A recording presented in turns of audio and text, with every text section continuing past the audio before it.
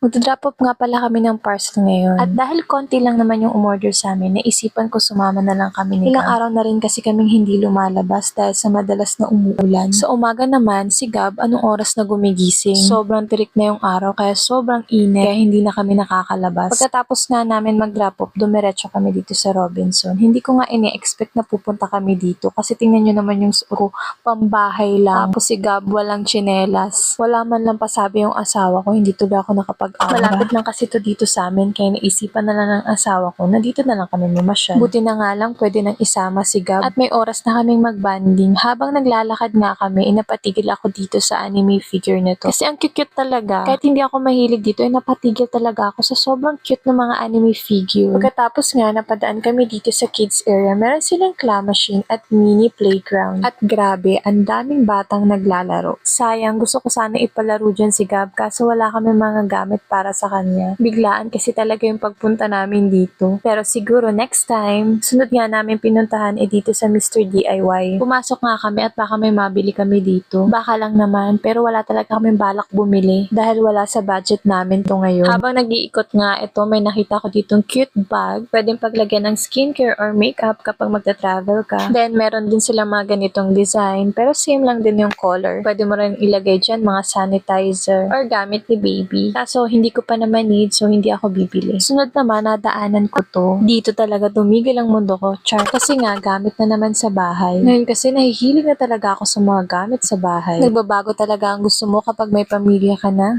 Lalo na tong puti. Naku, lakas maka-aesthetic. Na natapos nga kami doon, bumalik kami dito sa kids area, pinasyal namin si Gab. At makikita mo dyan, si Gab talaga, titig na titig sa mga nakikita niyo dyan sa claw machine. Hindi na namin to tinay kasi naman, baka hindi lang kami makakuha. Sayang lang yung pera namin. Kaya hanggang tingin-tingin na lang muna kami ni Gab. Baka sa susunod na lang kami maglaro ng ganito. Pagkatapos nga, inilagay namin dito si Gab. Hindi na kami gumamit ng coin dyan kasi mahirap ang alalayan si Gab. At hindi kasi kami magkasya dito. Kaya hanggang ganyan-ganyan lang muna siya. Sunod naman namin, inilagay naman namin siya dito sa mini carousel. At mukha talaga siya nag-curious sa mga nakikita niya. Kaya habang bata pa siya, pinapa-experience na talaga namin ni Habi. Para naman hindi niya makalimutan yung mga ganitong bagay at memory sa buhay niya. Pagkatapos nga, pumunta kami dito sa Red Ribbon. Tumayin kami dito, baka may magustuhan kaming cake. Kaso wala, tapos umuwi na lang kami. Pagkalabas nga namin, mukhang makulimlim at parang uulan na. Kaya nagmadali kaming umuwi at nang lumakas na nga yung ulan, dumiretso kami dito sa kainan at bumili kami ng pansit bihon para sa hapunan namin. Nung humupa na yung ulan, pumunta kami sa grocery store. Nag-grocery muna kami saglit para sa susunod na araw na gagamitin namin. Pagka-uwi nga namin, nagutom na si Gab, kaya pinainom na namin ng milk. Bumili na rin kami ng balot kasi nagki-grave ata yung asawa ko sa balot. At ito pala yung binili namin pansit bihon at nagtimpla na rin si Habi ng juice. Saktong-sakto dumating yung parcel na binili ko kay Gab. Binilhan ko nga pala siya ng toy phone kasi iniiwasan ko siya mag-screen. Kapag nakikita niya yung phone namin, kinukuha niya talaga. Kaya binilan ko talaga siya nito. At natutuwa talaga ako dito kasi lahat nagfa-function at umiilaw pa siya.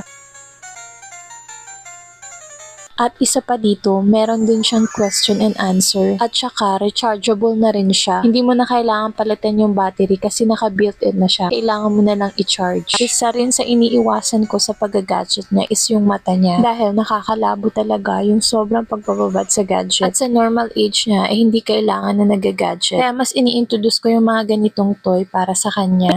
Bago nga ang lahat, shoutout nga pala kay Mami Myla De Juan at nagpapasalamat ako sa iyong suporta. Sana hindi ka magsawa. Thank you for watching!